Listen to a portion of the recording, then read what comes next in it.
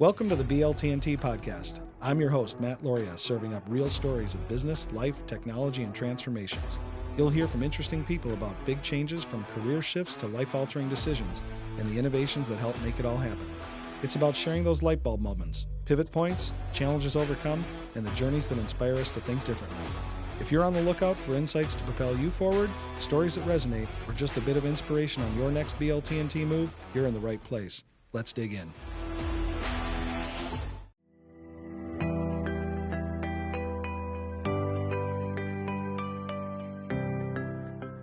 Welcome back to another episode of the BLTnT podcast, where we're talking about business, life, technology, and transformations with very interesting people. And to my immediate left here is Israel Hernandez, who is one of the co-owners of Otis Harbor Springs. You got it right. A very interesting hotel experience, newly renovated, taken over just about a year and a half or 2 years ago.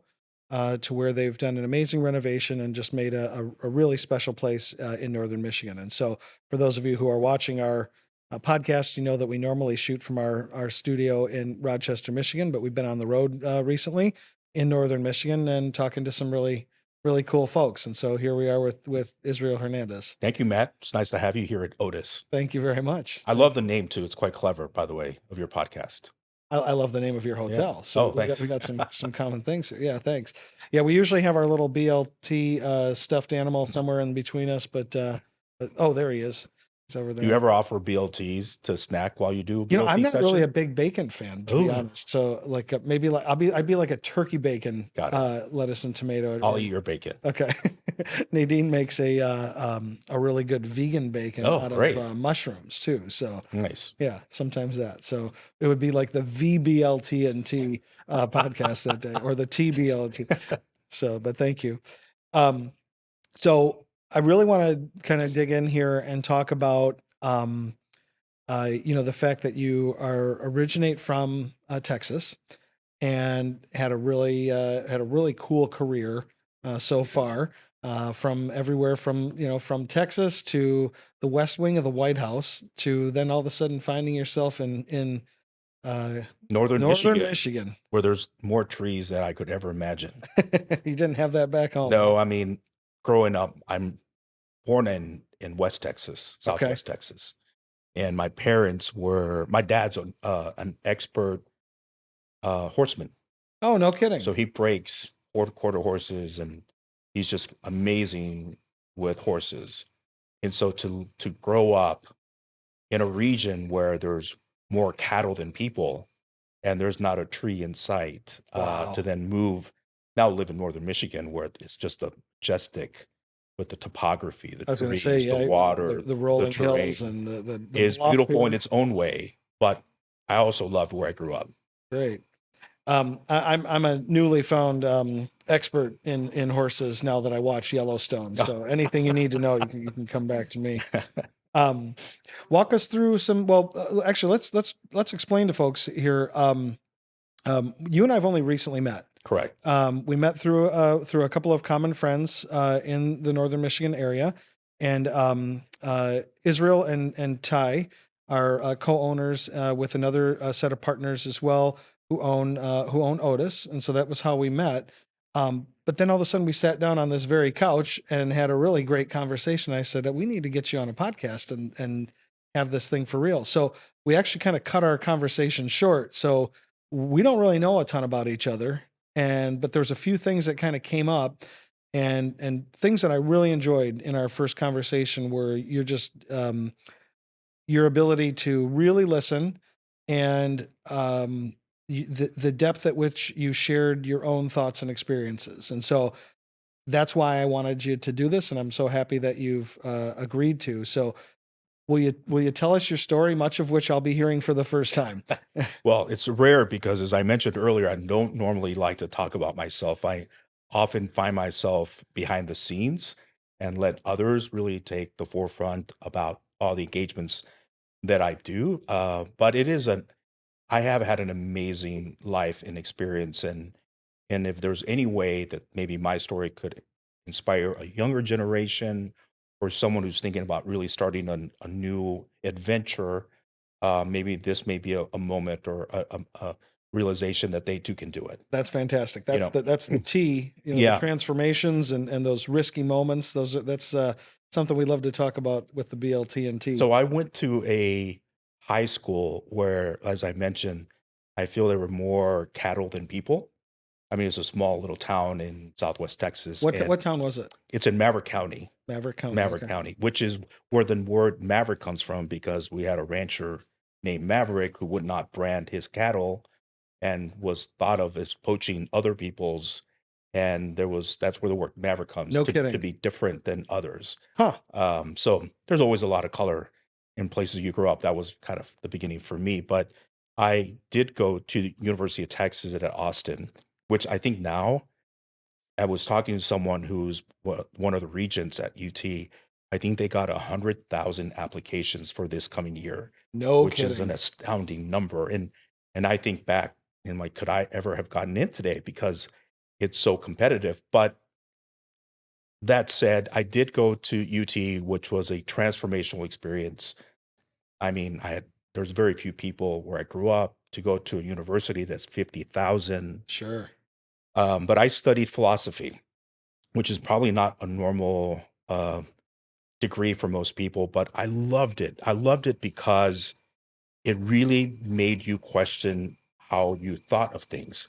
It really forced you how to explain your way of thinking. You couldn't just say, well, that's how I've always felt, or that's how my family's always felt. Our professors always made us put some real methodical thought as to why is it that you think this way, Mm. and really come through and creating your own set of very methodical phrases as to how you come to that conclusion. And so I love that. And in many ways, in that experience, it made me realize that there's so much potential. And I think maybe, I don't know if it's because I grew up in Texas where the sky is the limit. Literally, the sky is so large and so blue. It just makes you feel like it's endless. So Huh. this sense of endless opportunity, I think, was in parallel to my thinking. I mean, that's just how I grew up. Like, everything was so big, everything was so grand. I think it kind of transformed into other things that you could do things, big things, like why not? So I went to UT Austin, studied philosophy. Then I got into political science. Okay. And then I started reading more about history and even more deeply about Texas history. And in the middle of my junior year, I decided I wanted to intern somewhere. So I, right after class, I walked from University of Texas on Congress Avenue to the state capitol. I walked in, found the governor's office. I walked in and said, I want to intern here, not knowing that there's this process and it's difficult and you can't just walk in there. The lady kind of chuckled and said, well, good for you, but you have to apply, you need letter of recommendations, and you got to go through this process. And I said, listen, I don't know anybody. I'm from a small town, but I love history. And I now want, instead of reading about it, I want to experience it. And I kept coming back every week until she finally said, we're going to give you, I came back and I finally said, listen, you don't even have to pay me. I'll do it for free. Just let me demonstrate to you that I can do something for you here. So this was when, I love it. um, this is when Clements was governor, which is the first Republican governor in Texas since Reconstruction. Okay. And he was going through a special session, and they were going through a whole bunch of different issues. And there was a catacomb of the governor's office, and the architecture of the Texas State Capitol is beautiful, but it has many floors to it, including a basement where there's a catacomb. What's a A, catacomb? a true What's a catacomb, catacomb? a true catacomb is where the stone is, you actually are exposed. I guess maybe a Michigan basement Okay. where you walk in and you see the stone. It's not a finished Got it. room. There's stone on the ground, but there's limestone from the actual building. It's a little musky Sure. and it's kind of dark. I guess it would be like a Michigan basement in Got it. some ways, right? Um, and they said, if you can do anything with these files, then we'll give you all the summer You don't the whole summer. If you can do something with this, then we'll see about doing an internship. So what was supposed to be maybe done in a summer, I did it in 6 weeks. I went to the library. I researched the way they do their whole catalog and The looked at Dewey, the all Dewey the Decimal Dewey System. Decimal System, correct? Yeah. So then I went back. I looked at all the themes and I created my own Dewey Decimal with the subject matters that No were on kidding. file. You're the only kid that in grade school when they were teaching us that, and we all said, well, "What are we ever going to use this?" You're the one But kid that did. these were files and boxes and kind of exposed, and there's no rhyme or reason, Sure. and I literally just took everything out, read through just top of page, got a sense of the theme, and just started putting them in order. And I finished in 6 weeks. I went back up and said, "I'm done. I want you to come take a look." And I created a binder, put all the catalogs. I color coded every section so they could see it, not just by theme, but by color. She was surprised that I got it done. And so I was allowed to intern formally in the fall. And I ended up being the governor, one of the governor's interns, like Okay. for him personally, not just for the governor's office, Right, but for but him for the personally, governor himself. almost assisting him directly. Yeah. Or And it was an amazing experience because it exposed jobs, realms of subject matter that I just never even knew existed. I mean, they don't really teach you that in school. Mhm. It is the real behind the scenes of policy and politics.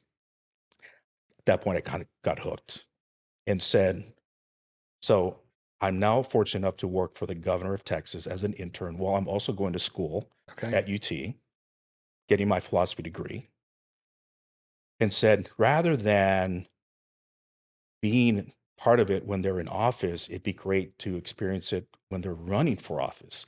I I think in many ways, I've always been very curious about the formulation of things as opposed to just being in it, Mhm. and thought it would be great to experience a campaign leading up to this. Sure. So I decided that when I would graduate, I would find someone that's going to run for governor Okay. who I felt aligned with. And I was a my parents told me growing up that when the news came on, I would always just sit and watch the news, glued to it for 30 minutes. Okay. Because back then they had the big TVs and you could do by channels, and there was Sure. so many at the certain time you watch it. It's not like today, you get 300 channels, you can watch it every 30 Yeah, and minutes. 20 different streaming And services. I was hooked on these themes and the news. And back then, it was George and Barbara Bush who, hailed from Texas originally. I mean, they lived there for many years, so they Mhm. were in many ways from Texas.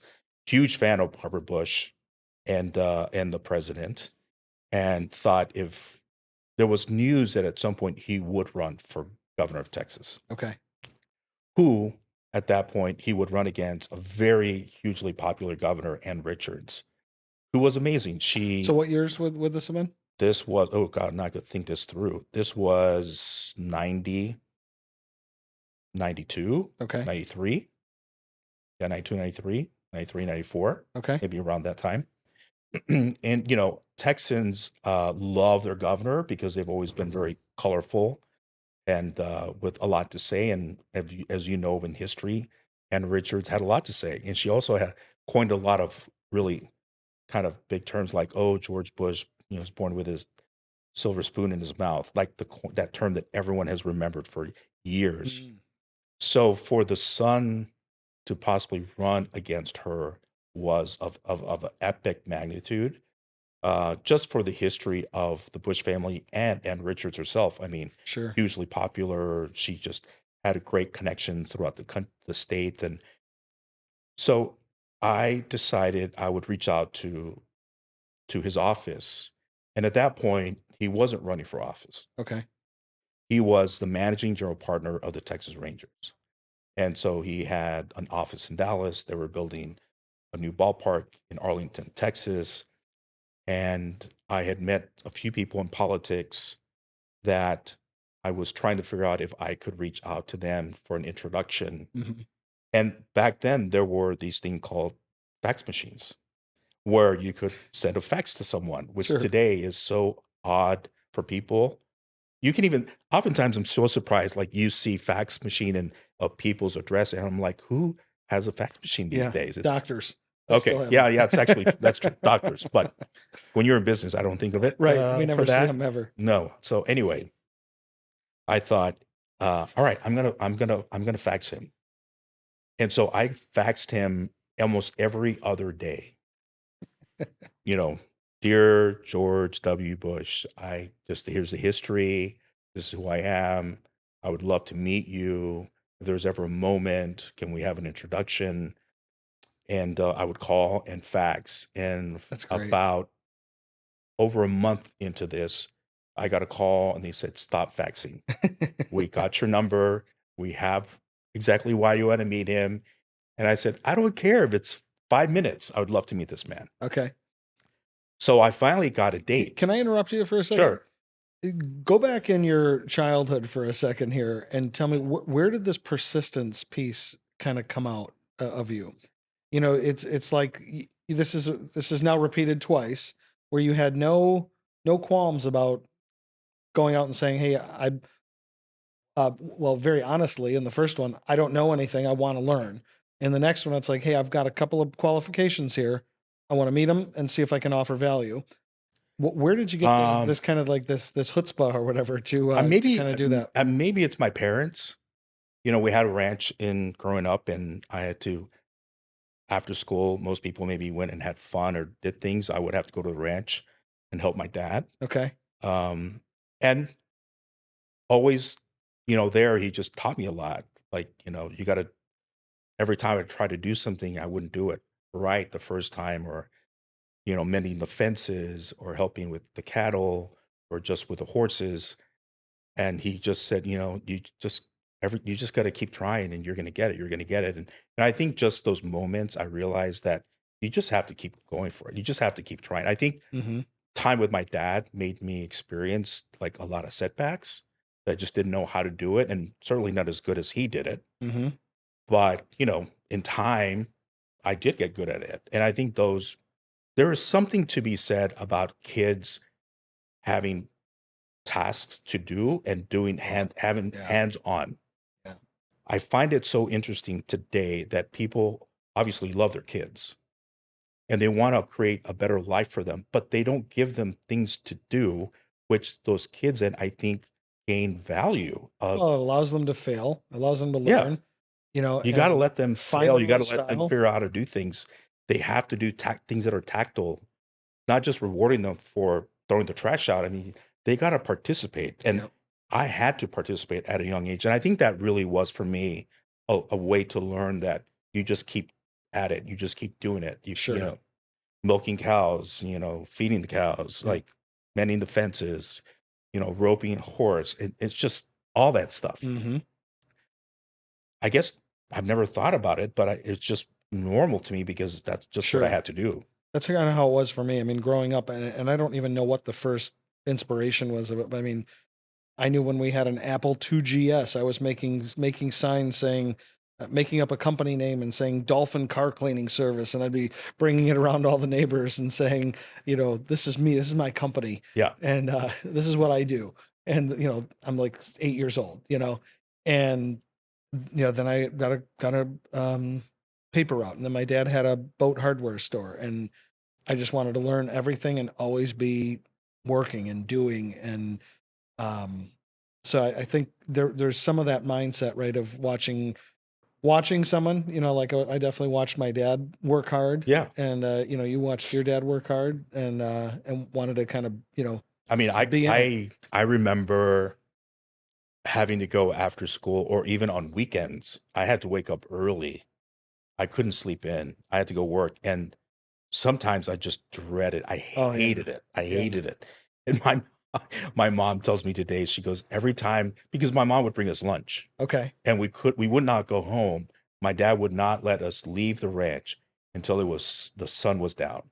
Like we were there all really. day. And And when was you're the ranch away from your home? yeah, we had to drive out. It was a little further out. Okay, But just as a young kid to think that you had to get up early and you're there You're all not going home till it's day, dark. and you can't go back home until it's dark. As a kid, you just hate that stuff. Sure. But there's a lot that I learned along the way. That's amazing. But anyway, Well, so yeah, so back to so back to our timeline. That was great. Thanks for indulging me in that. Back to the timeline with getting in with George Bush. yeah, so I finally got a date to meet him, and I went the day before so I could figure out how to get to that office. And I showed up an hour early to my appointment. Okay. And he, if you know his personality, is always very early, never on time. He's always early. Oh, okay. And I so, did not know and that so about for him. me to have shown up an hour early before the doors were even open, and then finally go up and say, well, who are you here to see?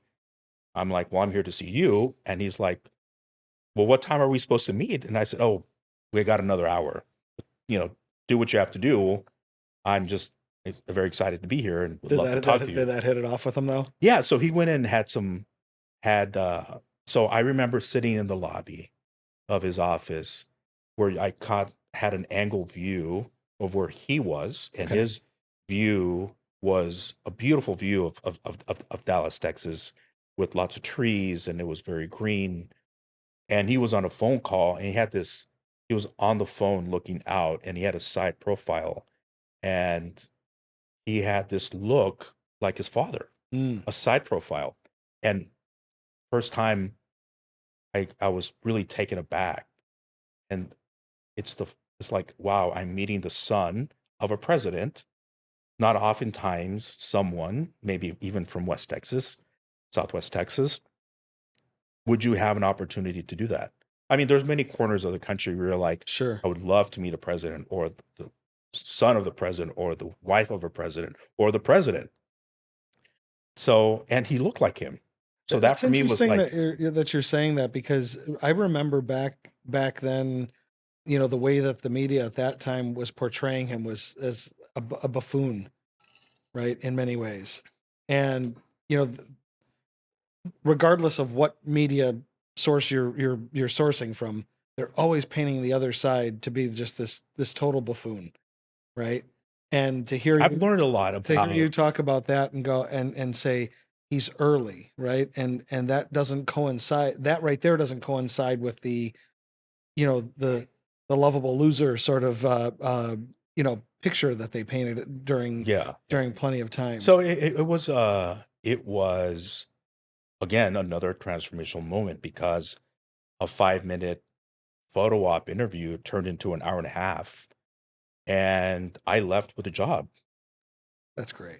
It's my first job out of college in a way that was a real job, Sure. not just these little side jobs or things, Yep. right? A real job. And he was at that point the managing general partner of the Texas Rangers, and really got to meet a lot of his friends and the other owners. Mhm. And over time, what I got to see is he has the same friends that he had even before I knew him, that he still has today. It's the same group of friends. And there is something to be said about people There is. who have and maintained a friendship with a group 40, 50 years Yeah.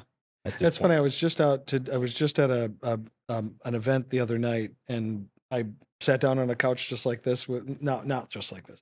I sat down on a sofa, but it was not like this.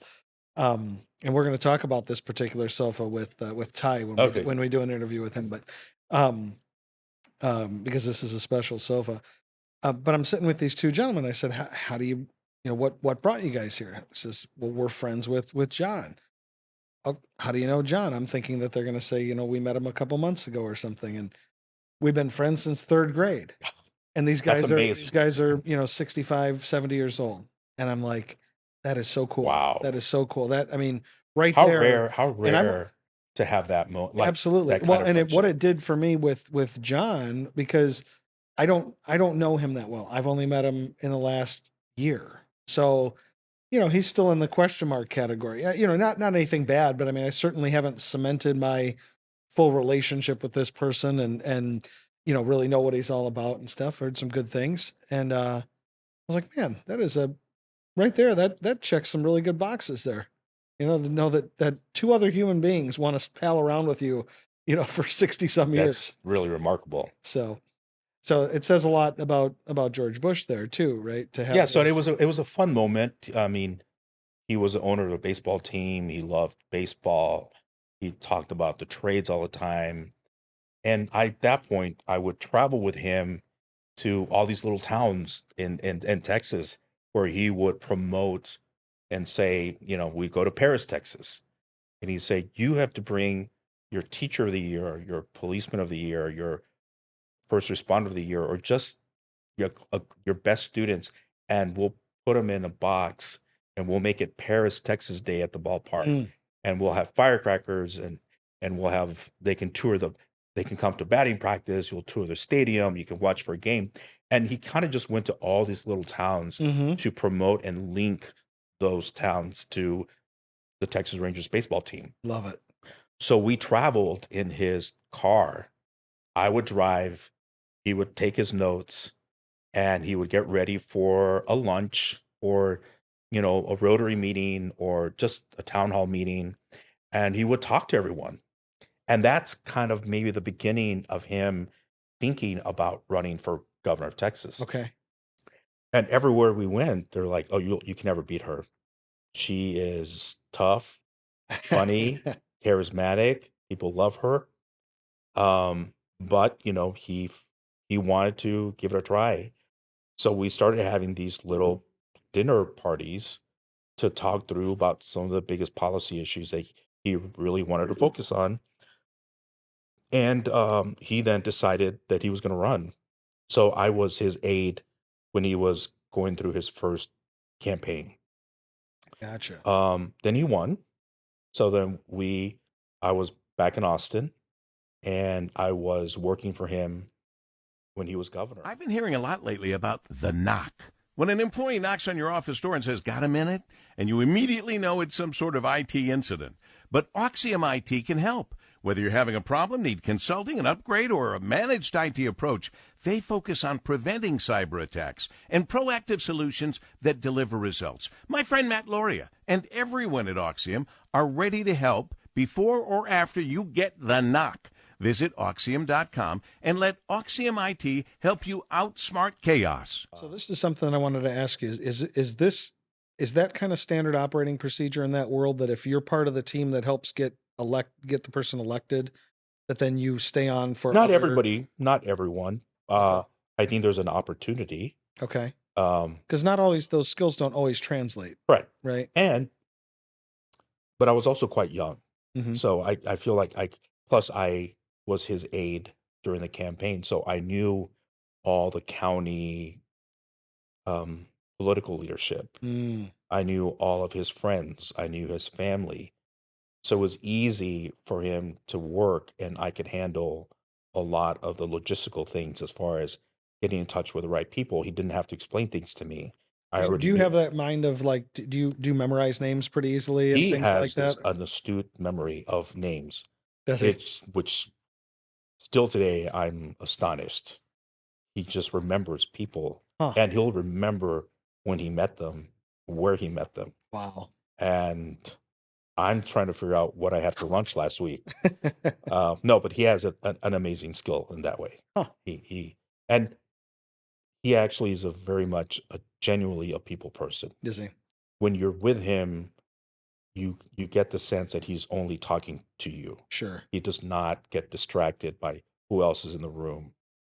And I learned a lot with everyone that I worked with. I mean, not just with him, but when I was with Jim Coulter and David Bonderman at TPG, at SoftBank. I mean, I've worked with some very big personalities, and Yeah. I've learned a lot along the way. What would you say was the main thing that you learned from Bush? He's incredibly disciplined. I mean, he doesn't drink. He's very healthy. He's very engaged with people. He studies subject matter. He's really amazing in smaller settings Mm-hmm. because you can have that conversation and engagement. I think in larger crowds, he has fun. Mm-hmm. Sometimes we'll say the wrong word, Mm-hmm. but he's quite smart and he's very aware. And I remember being in many meetings and hearing him ask that one question to experts who are experts in their respective fields, and where they kind of like took a step back and said, I don't really know that I can answer that right now. I'd have to get back to you. Mm. There were many times where I experienced that. So, you know, I chuckle, and it's also part of it is what it is, for them to make him sound like he doesn't know what he's talking about, or he has he's no curiosity, but he does. He does. He actually quite smart. Hmm. Interesting. He just is also very outgoing and funny and gregarious and likes to joke a lot. Yep. And so I think those parts come out as well. That's great. But anyway, so I had an amazing run with the president. He ran for governor. Uh, I was I was there. He became governor. I was a part of his governor's office. I left. I went and got my undergrad at the George Bush School of Public Policy Administration. So I got my master's in policy and business. Okay. And then I came back because he decided he was going to run for president and said, I'm going to do it. Do you want to be a part of it? And I said, I'd love to. I mean, I've never been part of a presidential campaign. And so I was driving back because the office at that point was at Karl Rove's office, who is, by the way, a genius, Okay. an amazing, another person I worked with that is in a league of his own. What was his position at the time? He was an advisor to the campaign, and then really helped strategically help run the campaign Hmm. when the president was running for governor, and then also when he ran for president. Okay. And I was just very lucky enough to work for Carl as a deputy in the presidential campaign on the strategic side. So it was like voter engagement, voter contact, the narrative for the ads, the the little pamphlets that went out to people in the mail. Just working with Carl was amazing. I mean, the guy, his retention of history and his knowledge of voting trends at the county level in any county in the country. If you ask him how many countries are in how many counties are in Iowa, he'll say, here's 99. What are the top 5? He'll spell it out. Which are the swing districts? He'll tell you. I mean, and the history that he knows of the engagement in those counties is mind blowing. Wow. Truly, truly mind blowing. Wow. It was amazing to see, and quite phenomenal. Huh. But yeah, so it was great because the campaign office was there. I remember The campaign office was in Carl Dallas. Rove's office in the early before he when he was In Dallas. in Austin. In Austin. Okay. Yeah. So you're still at home. Hadn't moved to Washington. Nope. DC Yep. yet. Still there. Okay. And then so then the Chad thing happened, and that was a very pivotal moment in American history. The hanging Chad. Hanging Chads of Florida, which, by the way, I never got to go to Florida because I stayed behind with him on things that he was doing, like having meetings with different people. He was hosting people in the governor's office. And for those that don't remember, I mean, it was truly in the balance. We didn't know if he was going to be the president or not. But he decided that I think both campaigns just started moving forward as if they were, as if both were going to win in parallel. Or I don't know exactly everything the other campaign was doing, but he at that point was in the elect phase. Mm-hmm. So we started meeting with business leaders. Okay. So you were acting as getting ready as if it would happen. Okay, I mean, great. because if it did happen, you really had to be ready. You would have been you had to be ready. So at that point, I remember January 20th, and I remember my first entrance to the West Wing, because following him confirmed that he was going to would take the presidency. Everyone then got a call as to like, what would you like to do? What can you do? What we think you should do. And I was fortunate enough that I got to be a deputy for Carl and the president and working in the West Wing. which, by the way, I think only 30 people get to office in the West Wing. So it's quite an amazing. So 30 people plus 30 aides, roughly, or No, it's 30 people, 30 maybe people people in total. total, Wow. including you have the vice president, his staff, the chief of staff, the national security advisor, their deputies. So anyway, it was quite an Wow. amazing group. Wow. And then the whole staff of the president was also within the grounds of the White House, but not in the West Wing. Got But it. I remember walking through the gates of the West Wing and just having chills and a sense of paranoia. I'll bet. I was thinking, okay, there is no manual. Nobody's going to be here to tell me how to do this. The volume of information now that's needed in a very short amount of time is condensed. I I was, how am I going to do this? Like, am I even qualified to do this? I mean, that was my own question to myself. Sure. I knew what he would need. He's very demanding. He expects you to be completely prepared. How do you transition and find ways so that you say, okay, I only have 5 minutes with the president. I need to say, how can I get my point across Mm, in 5 minutes okay. so that he captures the gravity of the issue. He understands that we know what the issue is. And so I kind of created my own format to say, all right, here's the purpose of me reaching out, like talking to you. This is the issue. Here are 3 options that I think are the best options. This is one I recommend. This is the upside of it. Here's the downside of it. And if you want more information, I'm happy to give it to you. But I always felt that you have to really be prepared because it's not always, you don't always get the time. Well, and I think that what translates here into the rest of the business world, right, is that when you're working for someone, you didn't bring him the problems. You identified the problem, researched solutions, and then brought him solutions Correct. and enough of a briefing on it so that he could capture the gravity of the situation. One of the things that we struggle with in our industry, our industry is IT solutions and also cybersecurity.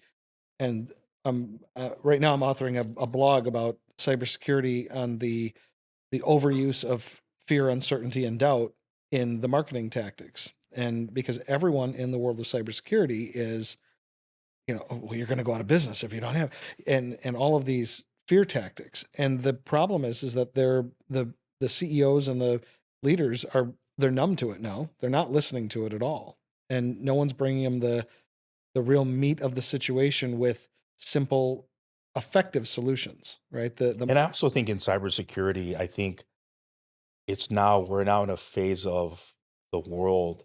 It's not if you will ever get hacked, it's when will you get hacked? Correct. Because we've now experienced so many experiences and have heard about so many different hacking moments in the banking industry, in the app world, in the payment systems, in just so many different ways that, you know, it will happen. It's just, how are you prepared to handle it? What Absolutely. is your response to it? How are you going to deal with it? Well, that's exactly right. I mean, and I know with your background in risk and regulatory work, that you understand that. I was sitting down with CEO of one of our client organizations just a couple weeks ago, and and he said, "Look, I recognize that the job of the IT and cybersecurity team is to obviously prevent as much as you can, but to make sure that we're answering questions authentically for our insurance company, because when it does happen and we've checked, yes, we have all these security features, and if we don't and we're lying, even inadvertently, misrepresenting, our insurance won't cover it. We know that we will get hit at a certain point in time. We know what our response is, how we're going to deal with it, but we also know that we want the insurance to pay for it. So we want to make sure of that. And so everything everything in life really is a a risk reward type of situation. right? And so obviously overinvestment could reach you to a point of diminishing returns, but underinvestment just leaves you completely naked. And where I'm going with this and our discussion though is that the ability to communicate clearly to your leadership of here's a problem we have to deal with. Here's three options. Here's my recommended one, and then every one of them has pluses and minuses. There's no golden win every single time, right? That says, "Oh, we're 100% perfect with this." It's like, no, we think, but with our best judgment, with all of our research, this is where we go. So I love that you learned that in this part of your career, right? Of how do you articulate issues and solutions to leadership? And I think over time, there's a lot of things that I've learned about myself that maybe um, have helped me in the future of everything that I do, such that, sometimes you're put in these situations. I mean, the volume of information, the how it will impact so many people is something that's very sobering. I took it very seriously. I Sure. worked so hard to get as much information, find the right experts, have them be participants in this process, and just work through crises or prevent crises. But the volume and the impact was so great that, you know, some people I think may not be able to handle that kind of level of scrutiny Oh, and sure. and the unforgiving schedule. And I think I've learned for me that I'm very calm, but also these situations bring out who you truly are, Sure. whether you can handle it or not. And Well, it's kind of like drinking, right? I yeah, mean, how you act when you're drinking is really what's yeah, going on in your yeah. mind, right? You know, If you turn into a jerk when you're drinking, it's typically that. But and also when under pressure, you know, really you're if you have core values, they come out then. If you don't correct. have core values or scruples or whatever it may be, then they don't, right? And it Yeah, because you exposes don't get. itself. I mean, for me, I don't get to keep these jobs because they like me. There's just too much at stake. Sure. And I Sure. think what I loved is I was afforded a platform to continue to demonstrate what I was able to do.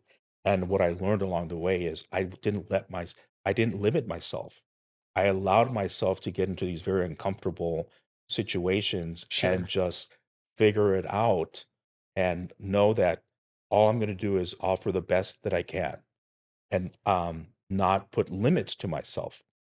And there was no mm, book on how to do things.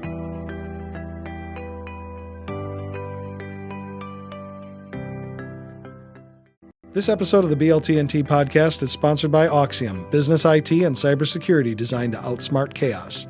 Empowered by Juniper Networks. Automate your network with Juniper Networks and the Mist AI platform, the world's first AI-driven wired and wireless network.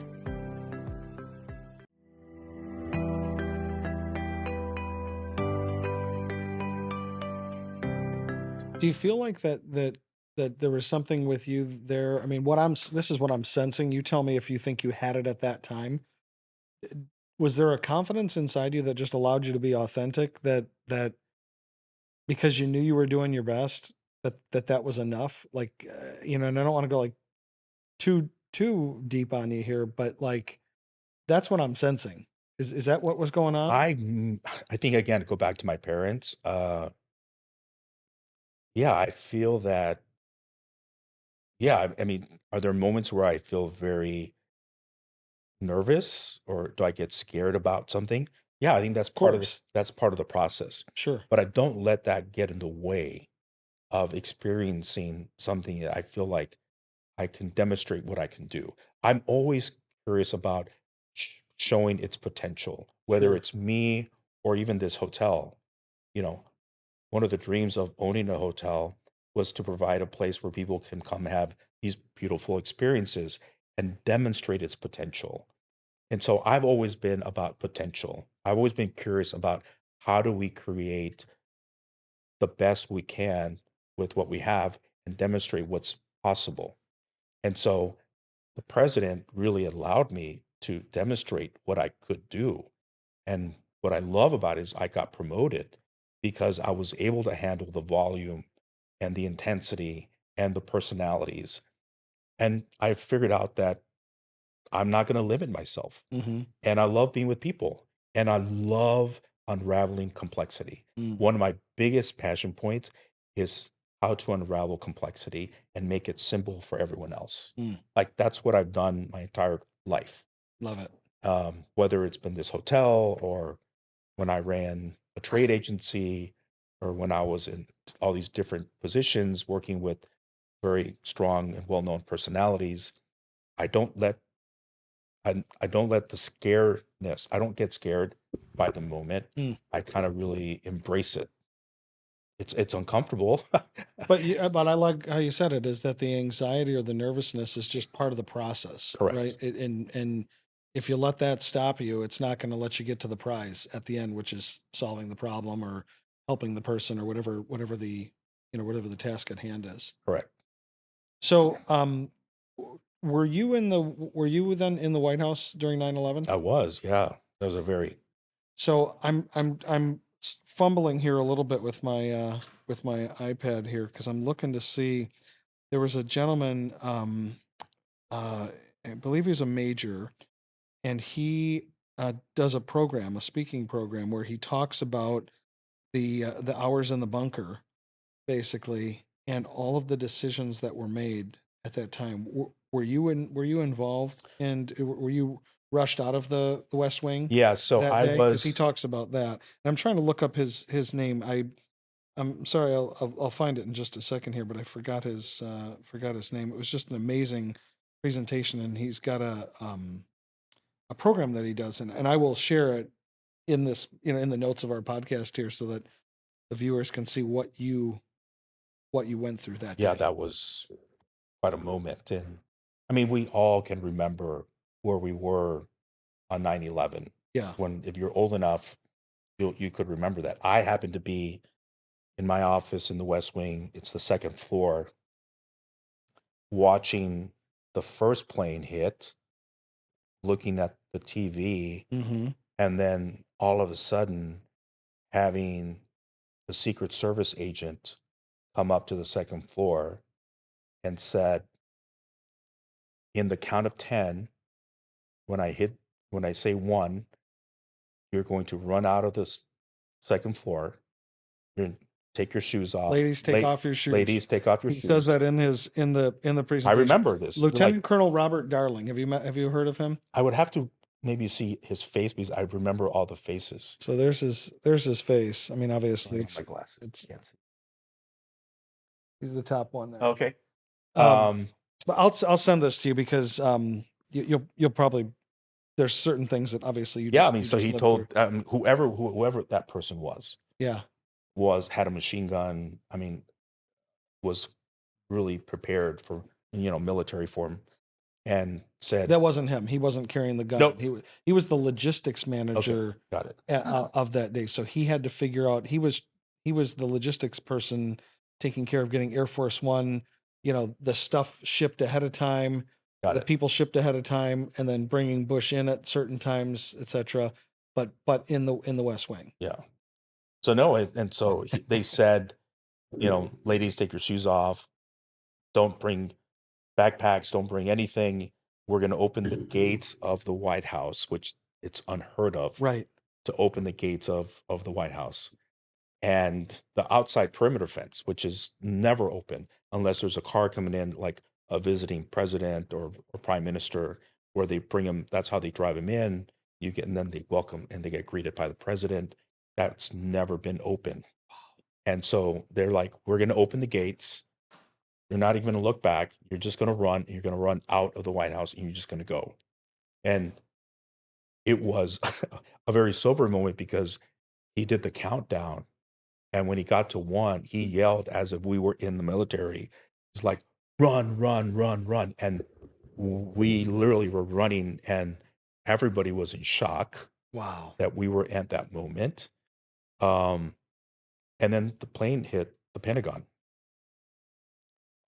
which if you're in Washington, you could hear it Okay. and then see the smoke of what was happening. And the whole city was in shock. People were trying to get out, cars, traffic, people in the streets everywhere. Nobody knew where to go. There was a group of us from the White House that ended up going to a friend's office that was Okay. close by. And we then, once we heard that the president was coming back, we came back that night and walking through the streets of Washington on the day of that moment where it was cars left behind, No planes in the air. no rhyme or reason to how the cars were on the streets, military now ever present because of the White House. Sure. You could hear a pin drop in the streets of Washington, D.C. And never have I ever experienced such an eerie moment in our nation's capital that it was so still you could hear Oh, nothing but a pin if it ever fell. wow. And we came back to the White House because then he was coming back to address the nation. Life changed for everyone. But when you are actually working in the White House, you ask yourself, this could happen again. We are a target.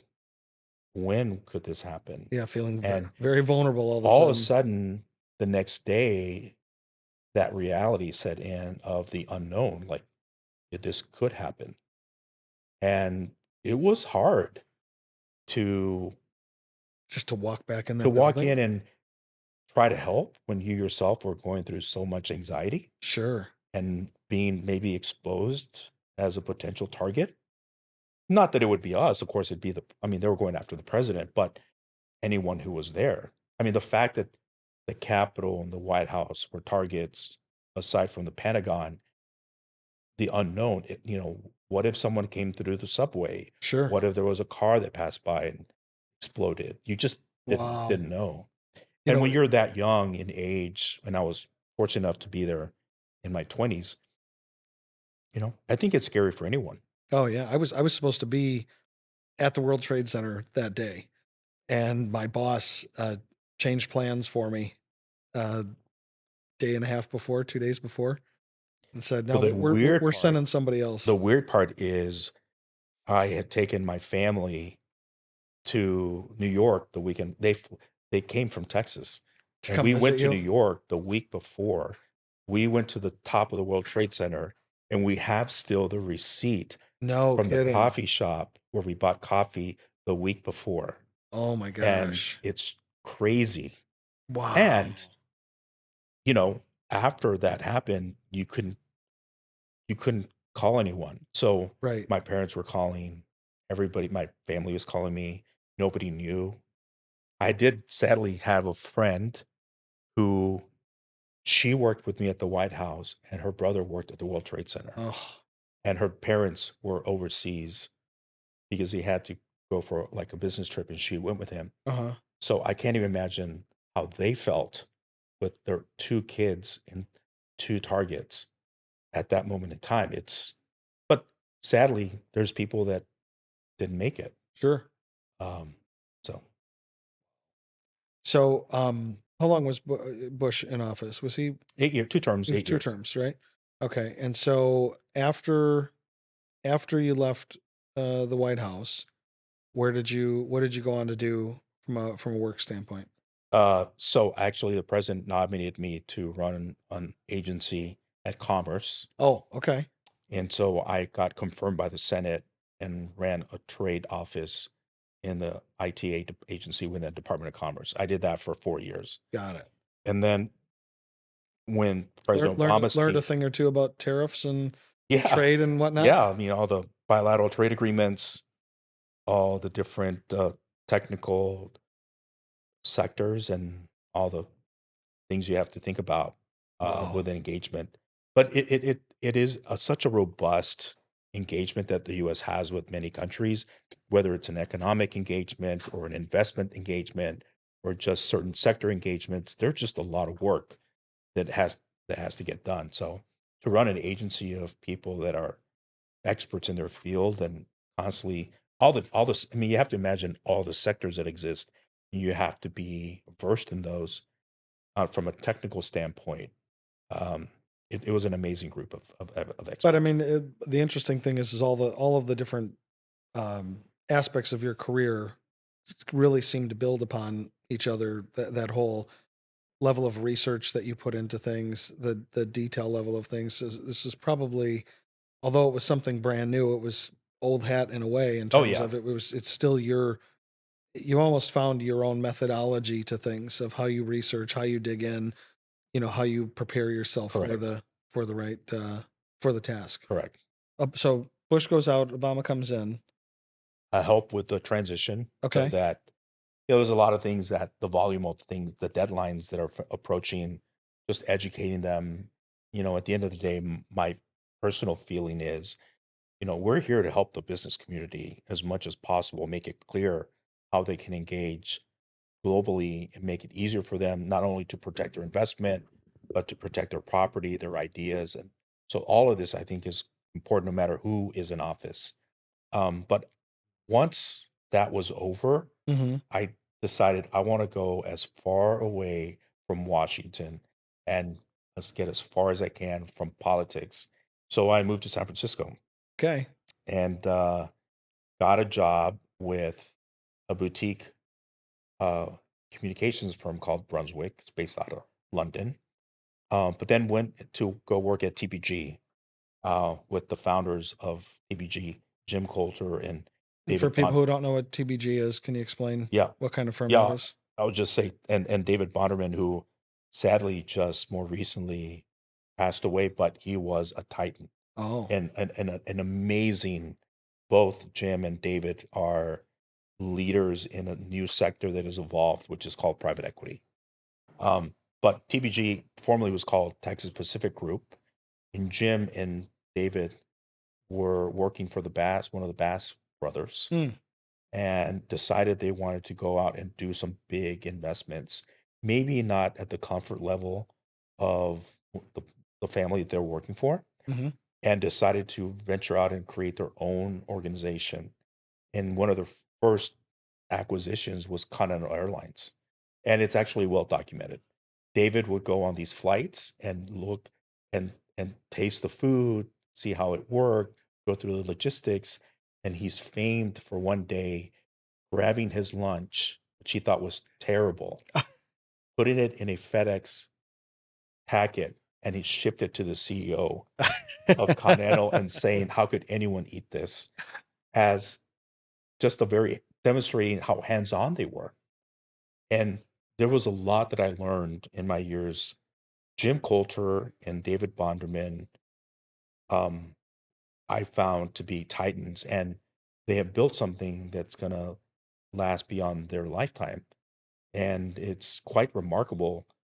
And as I mentioned to Jim more recently, very few people reach those heights where you are a titan and help you build out a sector and the founders of that sector are still alive. Wow. And it's from KKR and TPG and so many Carlisle. Can you give somebody who might not know how what that evolution looked like for private equity? Can So can you talk there about is, that? I mean, Just it is well maybe just like documented. Like, the Cliff Notes version yeah, of that for somebody who's. I know you and I had a little bit of this conversation the other day. I would love for other people to hear it as yeah, well. like Thomas Lee and there's now some very well-known names within, Kravis within KKR and Carlisle and TPG are just some of the entities that grew out of family offices and built out what Ex- is known just as the ex- private sector, so private equity. explain how that happened though. There was family offices that then. So family offices have always been, I mean, it kind of was this evolution where people were helping family offices make investments, Hmm. and that really helped grow the value of the wealth of these families. Hmm. But they had enough capital to really be the ones to drive some of the big innovations that were taking place at that time. And over time, um, there was this way of trying to do equity or private equity, but maybe not at the comfort of some of these families. Hmm. And you have this evolution of the private equity industry. And the private equity guys basically aggregated Yeah, bundles of money from different family offices, and then they would essentially, create funds, and then these funds would invest in very large scale acquisitions, and mostly companies that were later stage, and would either take them private and bring them back and Mhm, go public, and they keep them for a longer period of time, which is now a very well known form of industry in the private equity mhm, world. But again, the discipline that I learned that Jim Coulter has, and watching him at work, and he spent hours looking at investments and asking just those really hard, tough questions, and being able to defend that analysis. I mm, mean, I learned so much about business and investing and just how to engage with people. Jim was also very, very dedicated to his family. I mean, as I mean, I was always impressed. As many hours as he worked, he just really tried to dedicate time for his family. mm, And it's hard when your name is now a global brand, and you are investing, and the investors need the assurance that you're really on top of this, the sure. engagement you have to do with them, the constant monitoring of these investments, just so much. And yet he his he was just always more interested in his family. What did that teach you though? I mean, and how have you emulated that Well, in your own I behaviors with your so some family? people may call it as micromanaging, but really, David and Jim felt like in order to really know the business, you have to be in it. Mhm. And, you know, they the industry also created some of these spin-offs of like creating operating executives so they could run these companies. Mhm. But that meant you really had to get deeper into that company and that sector.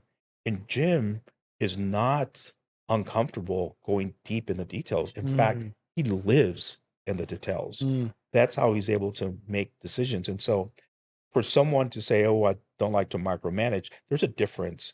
Micromanaging is telling them what to do all the time and not give them space. I mean, Jim gave people that were CEOs of these companies the space, but he was also very aware of the details, yeah. and the conversation was not at a surface level. It was very much in the details. And I learned that from him. I learned that you have to really get into the nuts and bolts of it and find a way to really help them. But it's not micromanaging, it's just kind of being knowledgeable. You know, the phraseology, I guess you would say, that I've learned about that, some of the best leaders fly at 50,000 feet. They know how to get down to 5 feet and then back up to 50, and they can vacillate. They do. And, you know, with that whole uh, peace in mind, though, that you have to give room to the leader who's actually doing the doing, right? Correct. To that ground level leader, you got to still give them the space, but you have to be able to talk intelligently and ask the right questions, and that's what it's all about.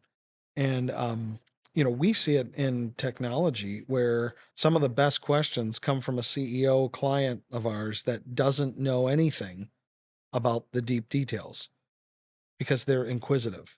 They know that they have to ask Yeah. a bunch of questions. They're not afraid to look silly in asking the extra question, right? How is that made? Why? Why? You know, three or four whys, and you start to get down to the real meat of it. Oh, okay. Now I'm understanding the genesis of this. Correct. Now I can then relate it to, you know, how it's affecting the balance sheet, you know, whatever. But just that ability to vacillate from that 50,000 down to 5 and then back up to 50 where you belong, you know, for the most of the time, is quite remarkable. So Yeah. it's interesting to hear that those guys do that, because I think the sentiment on the street is more like, oh, those private equity guys, they just are just looking at the numbers. Well, here's some examples, right? Yeah. Yeah. Here's a guy actually looking at the meal on the airplane, right? He's not looking at just the dollars and cents there. He's saying, is anybody going to consume this thing? You know, that's product market fit right there. And he's, you know, he's testing it in real time. So Yeah. those are some really neat visionaries that you were able to work with Well, and to pick also, these I things mean, up. outside of private equity, I then went to SoftBank. I have worked at SoftBank where Masa-san, who's the founder of SoftBank, this is a guy who studied in California. Hmm. His mother and father, his father, I think, is Korean. His mother's Japanese. He Okay. lives in Tokyo, but, you know, one of the most successful on investors that has ever lived. And it was extraordinary because Masa-san found Jack Ma, who's the founder of Alibaba, Hmm. in his kitchen and found him in China about what Alibaba could be and was the first investor in Alibaba No kidding. and has now been seen as probably one of the best investments ever in history. Hmm. But take that aside, he started a fund, $100 billion fund, largest fund that has ever existed, $100 billion. Think about that number, $100 billion. And he is investing in the newest types of technologies. And that's where I sit. I sit and I love the bleeding edge of technology. And so I specialize in AI. I specialize in machine learning and Web 3.0, just the platform, the security features that are coming out of these different types of technologies. Um, you know, Masa-san was big on AI for when I was working at SoftBank. His biggest thing was AI Mm. for years ago. Um, that's how I got into it more deeply, just managing and reviewing the regulatory environment within for AI and machine learning and where it was going. And now you in 2024, AI is such a known name, Hmm. but back then, I mean, it was very new in some ways. Although AI has been around for Of many course. Yeah. years and machine learning, but Masa-san was talking about AI years ago as far as an investment thesis where now it's so prevalent and it's now really going mainstream. And people are still trying to figure out like how is this going to impact me? Right. How am I going to be able to use as a business owner? How do I learn which platform will be to my benefit? I mean, it's still early stage. Yeah. And I love that It's because fun. It's fun to see. I'll it's tell great you. to see. We've seen some products recently that are working well in the mid market, and it's quite phenomenal. A couple of really neat use cases, and we're we've got we've got some services evolving on our horizon here that um, will be in that sector, and it's very exciting. And I mean, just the sky's the limit. So maybe in a separate episode we can talk maybe just specifically about that. Sure. Um, so government back into the whatever you want to call it, the real world, the private The sector, private sector. the private sector, and then back in the first Trump um, uh, So stint. Wilbur Ross was going to be nominated to be Secretary of Commerce, and they were looking for people to help him Okay. in his nomination. And in politics, it's called a Sherpa, which Okay. is you help that person go through the nominating process, which is securing these interviews with the senators and kind of Uh, demonstrating, the ability and why that person would be best fit for that job. And so I served as a Sherpa to help him go through, and there was two of us. I was one of two. But the whole goal was this was a man who had so much experience in the business sector, and he lived once again also in the details. He was very aware of all the technical rates for all the different sectors within, like if it was socks, autos, oil, steel. I mean, he was very well versed. Nobody knew that. Not, I mean, why would they know that, right? sure. So our job was to really go and meet with all the senators and not just from one party, but both parties to demonstrate that he had, from his years of work, was a reasoned voice for the American enterprise Okay. and could be a great advocate and a sounding board and great advisor to the president. And so what I love about that exercise was that we just did our own thing, and he ended up getting more bipartisan support than any other cabinet member, Okay. because our approach was very wide, and yeah, it worked. It was great. Plus, he's a very smart and capable person, so it's easy when you have someone like that Sure. to kind of support and help. And then after you got him in, I left and approved. went back into like alternative management. Okay, got it. I Got it. wouldn't move. Did you just kind of take like a sabbatical almost from did, yeah. that? And did you go right back to the same job and everything, or No, just I back to the same industry back essentially? back into on assets. Okay, got it. and on the investing world. Okay, gotcha. Yeah. Wow, that's so fascinating. So, what's anything right now that that you're reading, listening to, watching that's either shaping some of your thoughts or that you would Well, I'm find actually inspirational for others to I'm be doing paying a attention to? postmaster's work on AI. I'm in the Oh, middle of okay. I'm doing a Python and machine learning coding class. Really? So to go deeper into my knowledge of web machine Are you learning, learning to code yourself then? I'm coding right now.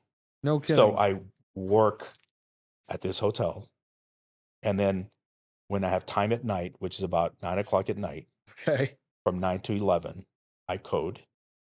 And on the weekends, when there's not a football game that I need to watch Yes. that I need to watch, um, I will code all day Saturday and Sunday. Really? And I'm taking a class right now that's a whole year. And it's been hard because I'll bet. we launched this hotel.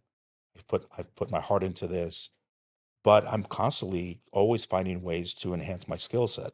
Love it. And So you're a lifelong learner. I'm a lifelong learner, Guaranteed. and Okay. I'm decided that Python coding Okay. and machine learning. So right now I'm doing linear regression on machine learning, but I just spent 3 months coding for Python. I'm in the middle of doing linear regression, multilinear regression analyses. And that way I can really go deep into analysis of what any company is trying to sell you as an AI Sure. product. Sure. 'Cause I want to know for myself and call out. Can we say bullshit here? You can say We're gonna call anything out you the want. bullshit. I want to call out bullshit Yeah. on the new things, because with any new sector, there's a lot of oil salesmen, Well, what was snake the oil salesmen. what was the electric vehicle company that really had all hat no cattle?